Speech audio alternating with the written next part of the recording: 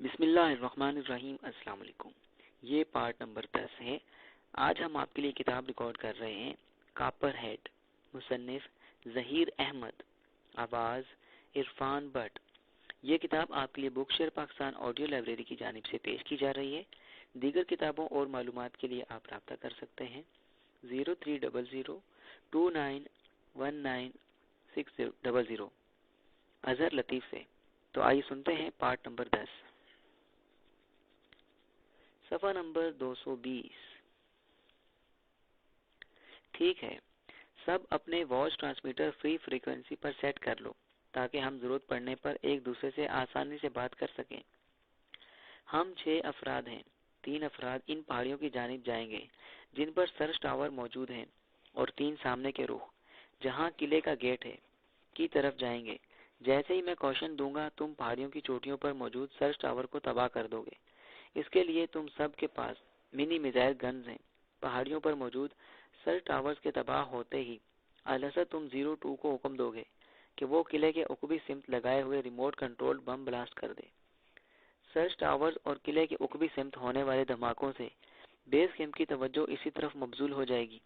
یہاں ہمارے لیے بہترین موقع ہوگا کہ ہم گیٹ کو تباہ کرتے ہوئے قلعے میں داخل ہوں، اور پھر ہمارے سامنے جو بھی آئے ہم اسے اڑاتے ہوئے آگے بڑھتے چلے جائیں۔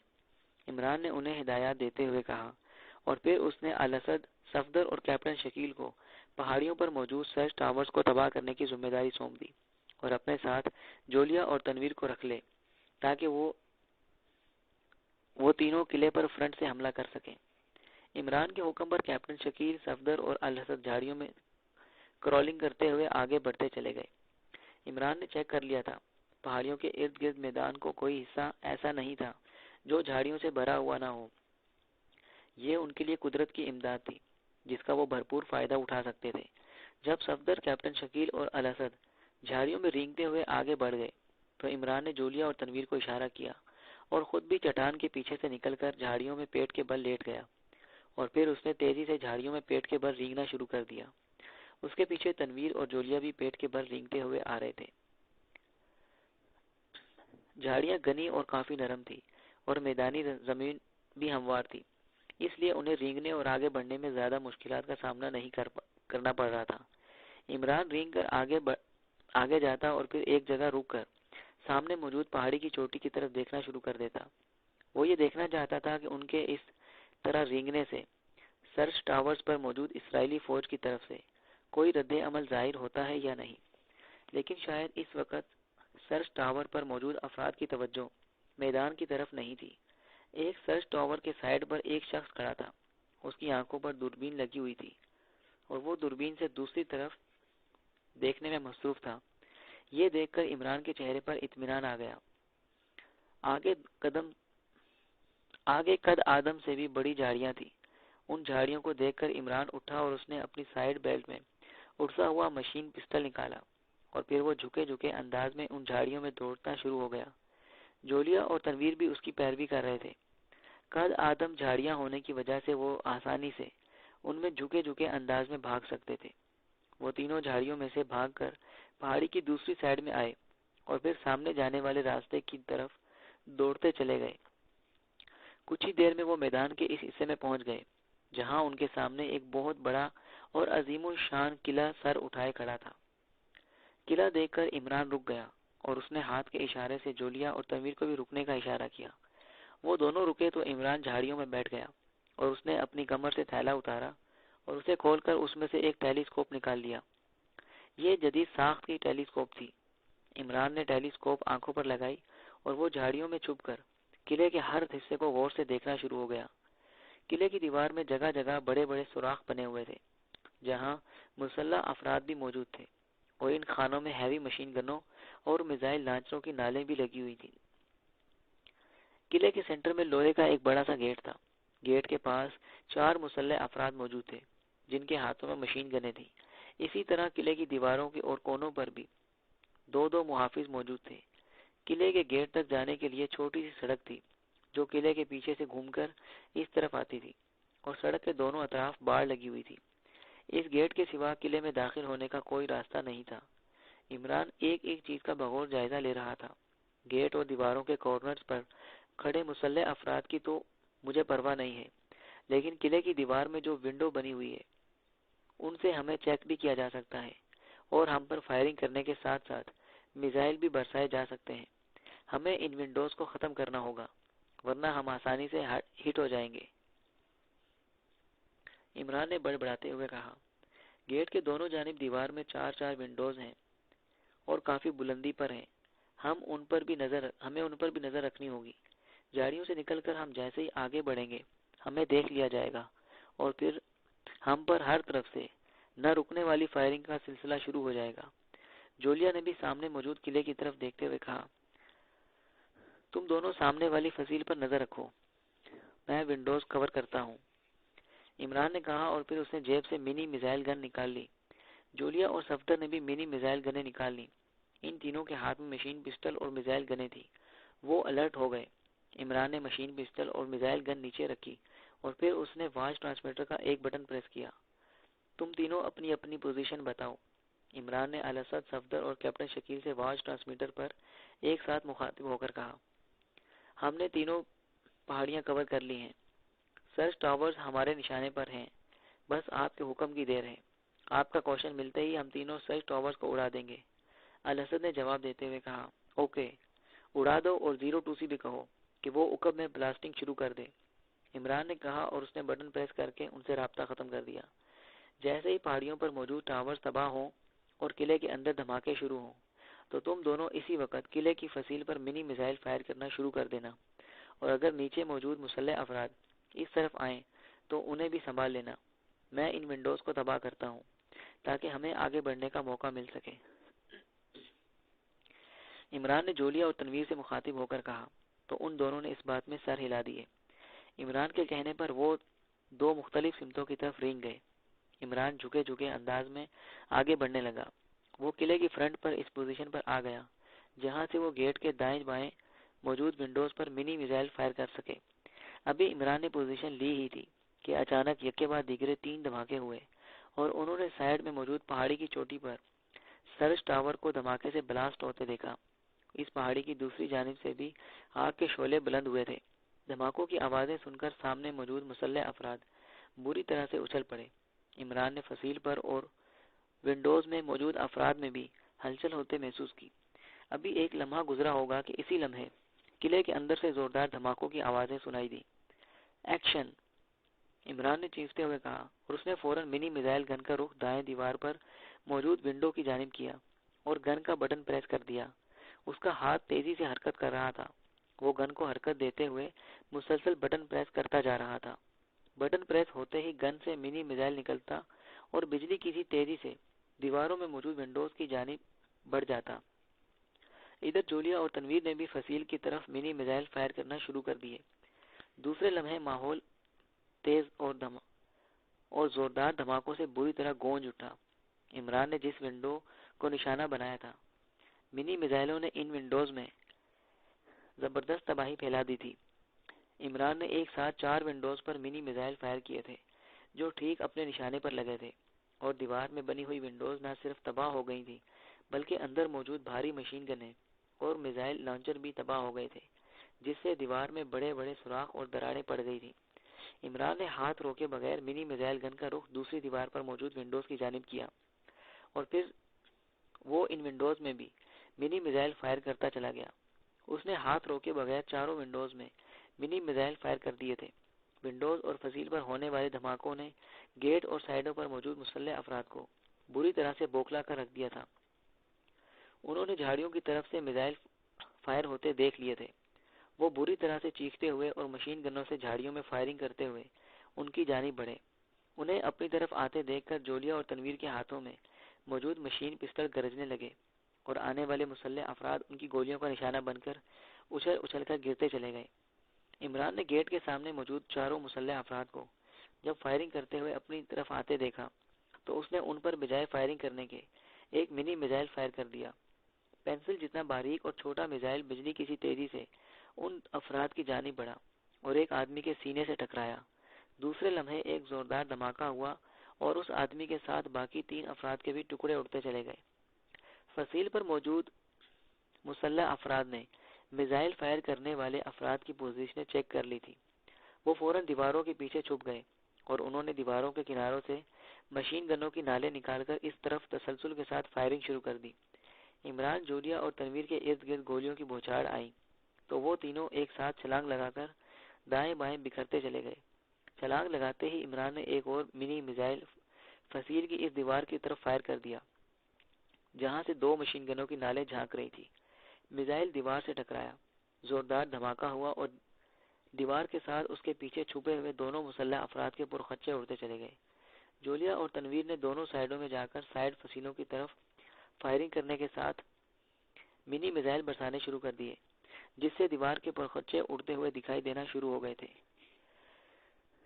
تم سب فرنٹ کی طرف آ جاؤ، ہم گیٹ اڑا کر اندر داخل ہوں گے اور اندر جاتے ہی ہم ہر طرف تباہی پھیلانا شروع کر دیں گے۔ عمران نے واچ ٹرانسمیٹر پر صفدر، کیپٹن شکیل اور الاسد سے کہا۔ فرنٹ پر موجود ونڈوز اور فصیل تباہ ہو چکی تھی اور چونکہ انہوں نے گیٹ اور دیواروں کے کارنرز پر موجود مسلح افراد کو بھی ہلاک کر دیا تھا، اس لیے فرنٹ پر ان کے لیے فوری خطرہ نہیں تھا۔ عمران کے اشارے پر جولیا اور تنویر بھی بھاگ کر اس کے پاس آ گئے۔ چند ہی لمحوں میں الاسد، صفدر اور کیپٹن شکیل بھی وہاں پہنچ گئے۔ قلعے کے اندر بدستور دھماکے ہو رہے تھے۔ 02 اور اس کے ساتھی نے الاسد کے کہنے پر اندر مسلسل دھماکے کرنے شروع کر دیے تھے تاکہ اندر کسی کو سنبھلنے کا موقع نہ مل سکے۔ جلدی کرو، ہم سب ایک ساتھ اس گیٹ پر میزائل فائر کریں گے۔ یہ گیٹ فولاد کا بنا ہوا ہے جسے ایک دو میزائلوں سے توڑا نہیں جا سکتا۔ میں اور جولیا گیٹ کی سائیڈ کی دیواروں کو نشانہ بنائیں گے، تم سب گیٹ کو نشانہ بنانا تاکہ گیٹ ٹکڑے ٹکڑے ہو کر اندر کی طرف گرے۔ جیسے ہی گیٹ گرے گا ہم منی میزائل فائر کرتے ہوئے اندر بھاگیں گے تاکہ سامنے اگر فورس ہو تو ہم فوری طور پر ان کے حملے کی زد میں نہ آ سکیں۔ عمران نے چیختے ہوئے کہا تو ان سب نے اس بات میں سر ہلا دیے۔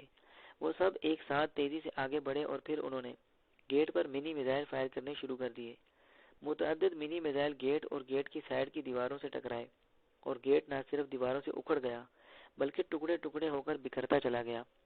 جیسے ہی دیوار میں گیٹ کی جگہ بڑا خلا ہوا، عمران نے گو گو چیختے ہوئے اس طرف دوڑ لگا دی۔ وہ سب بھی اسی طرف بھاگے۔ خلا کی طرف بھاگتے ہوئے وہ منی میزائل گنوں سے میزائل اور مشین پسٹل سے مسلسل فائرنگ کر رہے تھے تاکہ سامنے سے ان پر فوری طور پر اٹیک نہ کیا جا سکے۔ قلعے میں اس اچانک اور خوفناک حملے نے ہر طرف بونجال سا پیدا کر دیا تھا۔ اندر ہونے والے دھماکوں اور گیٹ اڑتے ہی وہاں آنے والے چند گنے چنے افراد نے فائرنگ کرتے ہوئے اور منی میزائل برساتے ہوئے قلعے میں موجود فورس کو ہلا کر رکھ دیا تھا۔ حملہ اچانک اور اس قدر بھرپور تھا کہ کسی کو کچھ سنبھلنے کا موقع ہی نہیں مل رہا تھا۔ قلعے میں داخل ہوتے ہی عمران کے اشارے پر اس کے ساتھی تیزی سے پھیل گئے تھے۔ صفدر، تنویر اور جولیا فائرنگ کرتے، ہینڈ گرنیڈ اور راڈز بم برساتے ہوئے وہاں موجود بارکوں کی طرف بڑھ گئے تھے، جہاں کیپٹن شکیل نے عمران کے کہنے پر سائیڈ میں کھڑی گاڑیوں کو نشانہ بنانا شروع کر دیا تھا۔ الاسد کو عمران نے قلعے کے اندرونی حصے کی طرف بھیج دیا جہاں اس کے دو ساتھی اس کی مدد کے لیے موجود تھے، اور خود عمران تیزی سے بھاگتا ہوا قلعے کے اس حصے کی طرف جا رہا تھا جہاں ہیلی پیڈز موجود تھے۔ قلعے پر ہونے والے حملے سے فورس کو کچھ اور تو نہیں سوجا تھا۔ وہ اسلحہ سنبھال کر گن شپ بختر بند گاڑیوں اور جیپوں کی طرف بھاگ پڑے تھے اور کچھ تیزی سے ہیلی کاپٹروں کی طرف جا رہے تھے تاکہ وہ فضا سے ہیلی کاپٹروں کے ذریعے اس بات کا جائزہ لے سکیں کہ قلعے پر حملہ کس نے کیا ہے اور حملہ آوروں کی تعداد کتنی ہے۔ عمران راستے میں آنے والے مسلح افراد کو مشین پسٹل سے نشانہ بناتا ہوا بجلی کی سی تیزی سے ہیلی پیڈ کی طرف جا رہا تھا جہاں 5 ہیلی کاپٹر موجود تھے اور ان میں سے 2 ہیلی کاپٹروں کے پنکھے گردش کرنا شروع ہو گئے تھے۔ عمران دوڑتا ہوا ابھی آدھے راستے پر ہی پہنچا تھا کہ اسی لمحے ایک بار کی سائیڈ سے 4 افراد نکلے اور انہوں نے عمران کو دیکھتے ہی اس پر مشین گنوں سے فائرنگ کرنا شروع کر دی۔ عمران نے انہیں بار کے پیچھے سے نکلتے دیکھ لیا تھا۔ جیسے ہی مسلح افراد نے فائرنگ کی، عمران نے اچانک اونچی چھلانگ لگا دی۔ مشین گنوں کی گولیاں اس کے نیچے سے نکلتی گئیں۔ اس سے پہلے کہ مشین گن بردار گنیں اٹھا کر ہوا میں موجود عمران پر فائرنگ کرتے، عمران نے ہوا ہی میں کلہ بازی دکھائی اور کلہ بازی کھاتے ہوئے اس نے نیچے موجود افراد پر فائرنگ کر دی۔ اس نے مشین پسٹل کا ٹریگر دباتے ہوئے ہاتھ کو نیم کوس میں حرکت دی تھی۔ مشین پسٹل سے نکلنے والی گولیاں ان 4 کو چاٹ گئیں اور وہ چیختے ہوئے زمین پر گر گئے۔ عمران نے ایک اور کلہ بازی کھائی اور پھر وہ جیسے ہی زمین پر آیا اس نے رکے بغیر ہیلی پیڈ کی جانب دوڑنا شروع کر دیا۔ اس کے دوسرے ہاتھ میں میزائل گن تھی جس میں سے اس نے دوسرا میگزین لوڈ کر لیا تھا۔ اس نے 2 ہیلی کاپٹروں کو ہوا میں بلند ہوتے دیکھا تو اس نے بھاگتے بھاگتے دونوں ہیلی کاپٹروں پر منی میزائل برسانا شروع کر دیے۔ میزائل گن سے یکے بعد دیگرے 4 میزائل نکلے اور تیزی سے بلند ہونے والے ہیلی کاپٹروں کے فرنٹ سے ٹکرائے۔ 2 زوردار دھماکے ہوئے اور دونوں ہیلی کاپٹروں کے ٹکڑے بکھرتے چلے گئے اور ہیلی کاپٹروں کے جلتے ہوئے ٹکڑے نیچے موجود دوسرے ہیلی کاپٹروں اور وہاں موجود مسلح افراد پر گرے اور وہاں یک لخت بگدڑ سی مچ گئی۔ عمران رکے بغیر اس طرف بھاگا چلا جا رہا تھا۔ اس نے وہاں موجود مسلح افراد اور دوسرے ہیلی کاپٹروں پر بھی منی میزائل برسا دیے، جس کے نتیجے میں مسلح فورس کے ساتھ ان تینوں ہیلی کاپٹروں کے بھی پرخچے اڑ گئے۔ ہیلی پیڈ پر موجود 5 ہیلی کاپٹروں کو تباہ ہوتے دیکھ کر عمران نے اطمینان کا سانس لیا۔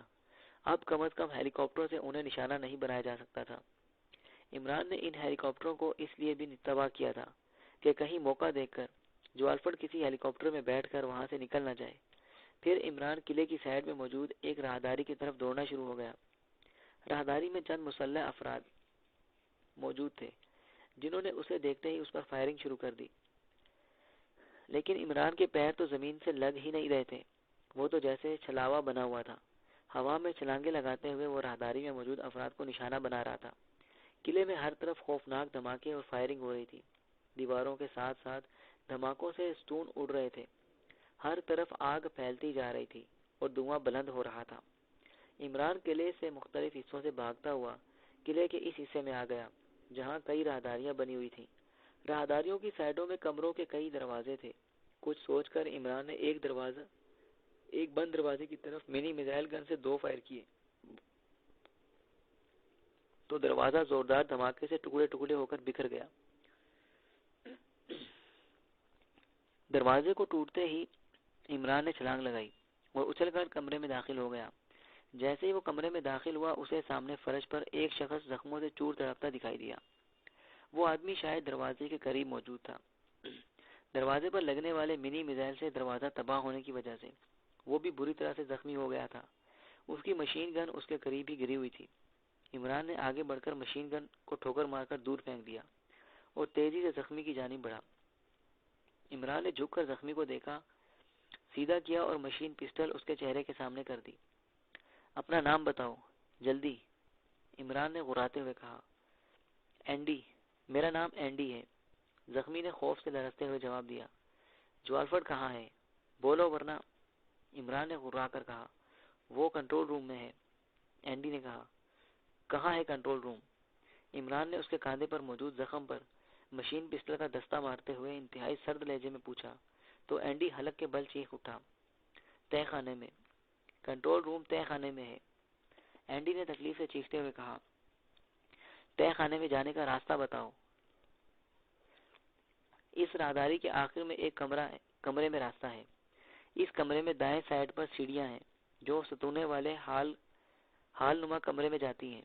ان ستونوں میں سے کوئی ایک ستون ہے جس میں سے سیڑھیاں تہہ خانے میں جاتی ہیں۔ اس ستون کو اوپن کیے بغیر تہہ خانے میں جانا ناممکن ہے، اینڈی نے درد سے تڑپتے ہوئے کہا۔ اس کا رنگ ہلدی کی طرح زرد ہو گیا تھا۔ اس کے جسم پر جا بجا زخم تھے جن سے مسلسل خون رس رہا تھا۔ اس کی حالت چونکہ انتہائی ناگفتہ بات تھی، اس لیے نہ چاہتے ہوئے بھی اس کے منہ سے سچ نکل رہا تھا۔ عمران نے دیکھ لیا تھا کہ اینڈی کا بچنا مشکل ہے۔ اس نے اینڈی کو تکلیف سے نجات دینے کے لیے اس پر فائرنگ کر دی۔ اینڈی کو زوردار جھٹکا لگا اور وہ ساکت ہوتا چلا گیا۔ اینڈی کو ہلاک کرتے ہی عمران تیزی سے کمرے سے نکلا اور پھر وہ اینڈی کے بتائے ہوئے راستے کی جانب دوڑتا چلا گیا۔ راستے میں کچھ مسلح افراد نے اس پر فائرنگ کرنے کی کوشش کی تھی، لیکن عمران خود کو بچا کر ان سب کو ہلاک کرتا ہوا راہداری کے آخری سرے پر پہنچ گیا۔ راہداری کے سرے پر موجود کمرے کا دروازہ بند تھا۔ عمران نے دروازے کے قریب جا کر دروازے کو زوردار لات ماری تو دروازہ ایک دھماکے سے کھل گیا۔ کمرہ خالی تھا۔ عمران کی نظریں دائیں طرف نیچے والی سیڑھیوں پر پڑی تھی تو وہ تیزی سے آگے بڑھا اور پھر تیزی سے سیڑھیاں اترتا چلا گیا۔ سیڑھیاں اتر کر وہ ایک بڑے ہال نما کمرے میں آ گیا جہاں ہر طرف ستون ہی ستون دکھائی دے رہے تھے۔ ان ستونوں پر باقاعدہ نمبر لکھے ہوئے تھے۔ عمران کے ایک ہاتھ میں مشین پسٹل تھا اور دوسرے ہاتھ میں میزائل گن۔ وہ تیزی سے ان ستونوں کے گرد گھومتا رہا، لیکن اسے تہہ خانے میں جانے کا کوئی راستہ دکھائی نہیں دے رہا تھا۔ چند لمحے عمران ارد گرد کا جائزہ لیتا رہا، پھر وہ ہال کے سینٹر میں آ کر رک گیا۔ اسے اپنے پیروں کے نیچے ہلکی ہلکی دھمک سی محسوس ہو رہی تھی، جو بھاری مشینیں چلنے کی آوازوں سے پیدا ہو رہی تھی۔ عمران چند لمحے وہاں کھڑا رہا، پھر وہ کچھ سوچ کر تیزی سے پیچھے ہٹتا چلا گیا۔ پیچھے ہٹتا ہوا وہ ایک ستون کی آڑ میں رکا، اور پھر اس نے منی میزائل گن کا رخ ٹھیک اس جگہ کرتے ہوئے بٹن پریس کر دیا جہاں چند لمحے قبل وہ کھڑا تھا۔ گن سے میزائل نکل کر فرش سے ٹکرایا، ایک زوردار دھماکہ ہوا اور فرش کا ایک حصہ غائب ہوتا چلا گیا۔ فرش پر ایک بڑا سا سوراخ بن گیا تھا۔ عمران نے ایک اور میزائل فائر کیا تو فرش کا سوراخ کافی چوڑا ہو گیا۔ نیچے سے اسے کئی افراد کے چیخنے کی آوازیں سنائی دے رہی تھی۔ عمران تیزی سے آگے بڑھا اور پھر وہ فرش پر بنے ہوئے سوراخ کے کنارے پر آ کھڑا ہو گیا، اور پھر نیچے کا منظر دیکھ کر اس کی آنکھوں میں چمک ابھر آئی۔ نیچے واقعی ایک بہت بڑا تہہ خانہ تھا جہاں بے شمار مشینیں لگی ہوئی تھیں۔ تہہ خانے میں کئی افراد موجود تھے جو چھت کے ملبے کی وجہ سے وہاں ادھر ادھر بھاگتے دکھائی دے رہے تھے۔ عمران نے ایک لمحے توقف کیا اور پھر اس نے فرش کے سوراخ سے تہہ خانے میں چھلانگ لگا دی۔ چھلانگ لگاتے ہی اس نے نیچے جاتے ہوئے پیرا ٹروپنگ کرنے والے انداز میں کلا بازی کھائی، اور پھر وہ نیچے گرتے ہوئے ملبے پر پیروں کے بل جا کھڑا ہوا۔ ملبے کے پاس ایک لمبا چڑھنگا نوجوان گرا ہوا تھا، جس کے قریب ہی ایک ٹرانسمیٹر گرا ہوا تھا۔ شاید نوجوان چھت کے اس حصے کے نیچے ہی کھڑا تھا جسے عمران نے منی میزائل سے اڑا دیا تھا، اور چھت کا ملبہ اس آدمی پر گر گیا تھا۔ اس نوجوان کا ڈیل ڈول اور اس کا طاقتور جسم دیکھ کر عمران سمجھ گیا کہ یہ نوجوان ہی جوالفٹ ہو سکتا ہے، کیونکہ اس جیسے ڈیل ڈول والا کنٹرول روم میں اور کوئی نہیں تھا۔ اسی لمحے سائیڈ میں موجود دو افراد نے ہاتھ میں پکڑی ہوئی مشین گنوں کا رخ اس کی جانب کیا، لیکن اس سے پہلے کہ وہ عمران پر فائرنگ کرتے، عمران کے مشین پسٹل نے شعلے اگلے اور وہ دونوں لٹو کی طرح گھومتے اور بری طرح سے چیختے ہوئے فرش پر گرے اور ٹرپ ٹرپ کی ساکت ہو گئے۔ عمران تیزی سے اچھل کر ملبے سے نیچے آیا۔ فرش پر آتے ہی وہ ایڑیوں کے بل گھوما اور اس نے وہاں موجود افراد پر مسلسل فائرنگ کرنی شروع کر دی۔ ہال میں موجود افراد عمران کی فائرنگ سے اچھل اچھل کر اور چیختے ہوئے یوں گرنا شروع ہو گئے تھے جیسے مکھیوں کے غول پر اسپرے کیا جاتا ہے اور مکھیاں ٹپ ٹپ کرتی ہوئی گر جاتی ہیں۔ عمران ابھی ایڑی کے بل گھومتے ہوئے کنٹرول روم میں موجود افراد پر فائرنگ کر کے انہیں ہلاک کر ہی رہا تھا کہ اسی لمحے سائیڈ میں گرا ہوا نوجوان جو چھت کے ملبے سے زخمی ہوا تھا، اس کے جسم میں اچانک حرکت ہوئی۔ اس نے سر اٹھا کر عمران کی جانب دیکھا اور پھر اس نے لیٹے لیٹے اچھل کر عمران پر چھلانگ لگا دی۔ نوجوان عمران سے توپ سے نکلے ہوئے گولے کی طرح ٹکرایا اور عمران کو لیے ہوئے ملبے کے اوپر گرا۔ عمران کے لیے تو یہ حملہ چونکہ غیر متوقع تھا، اس لیے وہ نوجوان کی زد میں آ گیا اور ملبے پر گرنے کی وجہ سے اس کے ہاتھوں سے مشین پسٹل اور میزائل گن نکل گئی۔ اس سے پہلے کہ وہ اٹھتا، نوجوان نے فوراً کروٹ بدلی۔ کروٹ بدلتے ہی اس کا جسم کسی پھرکی کی طرح گھوما اور اس کی ایک بھرپور ٹانگ عمران کے سر پر پڑی۔ ایک لمحے کے لیے تو عمران کو یوں محسوس ہوا جیسے نوجوان کی ٹانگ فولادی ہو اور فولادی لات کی ضرب نے عمران کی کھوپڑی چٹکا دی ہو۔ عمران کی آنکھوں کے سامنے ستارے ناچنے لگے۔ اس نے سر جھٹک کر اپنے آپ کو سنبھالنے کی کوشش کی، لیکن اسی لمحے ایک بار پھر اس کے سر پر قیامت ٹوٹ پڑی اور عمران کو اپنے تمام احساسات فنا ہوتے محسوس ہوئے۔ کرنل راس لیڈی فونڈا کے جانے کے بعد اپنے کام میں مصروف ہو گیا تھا۔ یکے بعد دیگرے اپنے سامنے پڑی ہوئی فائلیں دیکھ رہا تھا اور ان فائلوں کی اسٹڈی کے بعد وہ ان پر دستخط کرتے ہوئے فائلوں کو سائیڈ میں رکھی ہوئی ٹوکری میں ڈالتا جا رہا تھا۔ ابھی اسے کام کرتے ہوئے 1 گھنٹہ ہی گزرا ہوگا کہ اچانک میز پر پڑا ہوا ٹرانسمیٹر جاگ اٹھا۔ اس پر نہ صرف سرخ رنگ کا بلب سپارک کرنا شروع ہو گیا تھا، بلکہ اس سے تیز سیٹی کی آواز نکلنا شروع ہو گئی۔ سیٹی کی آواز سن کر کرنل راس چونک پڑا۔ ٹرانسمیٹر سے سیٹی کی آواز نکلتے ہی دیکھ کر اس نے ایک طویل سانس لیتے ہوئے ہاتھ میں پکڑا ہوا قلم دان میں رکھا اور پھر اس نے ٹرانسمیٹر اٹھا لیا۔ اس نے ٹرانسمیٹر کا ایک بٹن پریس کیا تو ٹرانسمیٹر سے سیٹی کی آواز نکلنا شروع ہو گئی۔ ہیلو ہیلو، جوالفٹ کالنگ فرام آرسلم ایئر بیس، اوور۔ دوسری طرف سے جوالفٹ کی تیز آواز سنائی دی۔ یس کرنل راس اٹینڈنگ۔ کیا بات ہے جوالفٹ، تم اس قدر گھبرائے ہوئے کیوں ہو، اوور۔ کرنل راس نے حیرت بھرے لہجے میں کہا، چیف، بیس کیمپ پر حملہ ہوا ہے۔ حملہ آور بیس کیمپ میں گھس آئے ہیں اور انہوں نے ہر طرف تباہی پھیلانا شروع کر دی ہے، اوور۔ جوالفر نے چیختے ہوئے کہا تو کرنل ڈراس بری طرح سے اچھل پڑا۔ اوہ، کون ہے وہ اٹیکر؟ کس نے حملہ کیا ہے بیس کیمپ پر؟ اوور۔ کرنل ڈراس نے بھی جوانن چیختے ہوئے کہا، میں نہیں جانتا چیف، میں اس وقت بیس کیمپ کے تہخانے میں کے کنٹرول روم میں موجود ہوں۔ اٹیکرز کے حملے اچانک شروع ہوئے ہیں۔ یوں لگ رہا ہے جیسے ان کے کچھ ساتھی بیس کیمپ کے اندر بھی موجود ہیں۔ اندر موجود افراد نے اچانک بیس کیمپ کے مختلف حصوں میں ریموٹ کنٹرول دھماکے کیے تھے، جن سے کیمپ کے ایک حصے میں لگا ہوا سرچر ایریل ڈش بھی تباہ ہو گیا ہے۔ اس ایریل ڈش کے تباہ ہونے کی وجہ سے میں کنٹرول روم سے بیس کیمپ کے کسی حصے کو چیک نہیں کر سکتا۔ ہر طرف مسلسل اور نہ رکنے والے دھماکے ہو رہے ہیں، جس سے قلعے کی در و دیوار لرز رہے ہیں۔ البتہ میں نے اوپر موجود ایک آدمی سے رابطہ کیا ہے۔ اس نے مجھے بتایا ہے کہ فرنٹ سے 6 افراد گیٹ کو میزائلوں سے تباہ کر کے ایک ساتھ اندر داخل ہوئے تھے، جو اندر آتے ہی پھیل گئے تھے۔ ان کے پاس مشین پسٹل اور منی میزائل گنیں ہیں، جن سے انہوں نے آتے ہی ہر طرف گولیوں کی بوجھاڑ کرنی اور منی میزائل برسانے شروع کر دیے تھے، جس سے کسی کو سنبھلنے کا موقع ہی نہیں مل رہا۔ اوور۔ جوالفر نے اسی طرح سے چیختے ہوئے کہا، 6 افراد؟ اوہ، کہیں یہ علی عمران اور اس کے ساتھی تو نہیں ہے؟ اوور۔ 6 افراد کا سن کر کرنل ڈراس نے بری طرح سے اچھلتے ہوئے کہا، یس چیف، مجھے بھی ایسا ہی لگ رہا ہے کہ عمران اور اس کے ساتھی صحرائی طوفان اور ہمارے سپر کاسٹر میزائلوں سے بچ نکلے ہیں اور وہ قلعے تک پہنچنے میں کامیاب ہو گئے ہیں، اور یہاں آتے ہی انہوں نے پوری قوت سے بیس کیمپ پر اٹیک کر دیا ہے۔ ان کے حملے سے اندازہ ہوتا ہے جیسے وہ ہر حال میں بیس کیمپ کو تباہ کر دینا چاہتے ہوں۔ اوور۔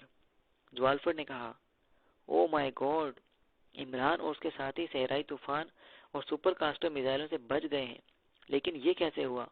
صحرائی طوفان اور سپر کاسٹر میزائلوں سے بچ نکلنا کیسے ممکن ہے؟ کیسے؟ اوور۔ کرنل ڈراس نے جیسے غصے اور پریشانی سے اپنے بال نوچتے ہوئے کہا۔ حیرت اور خوف سے اس کا چہرہ بری طرح سے بگڑ گیا تھا۔ میں نہیں جانتا چیف، لیکن ان کے سوا یہاں کوئی نہیں آ سکتا۔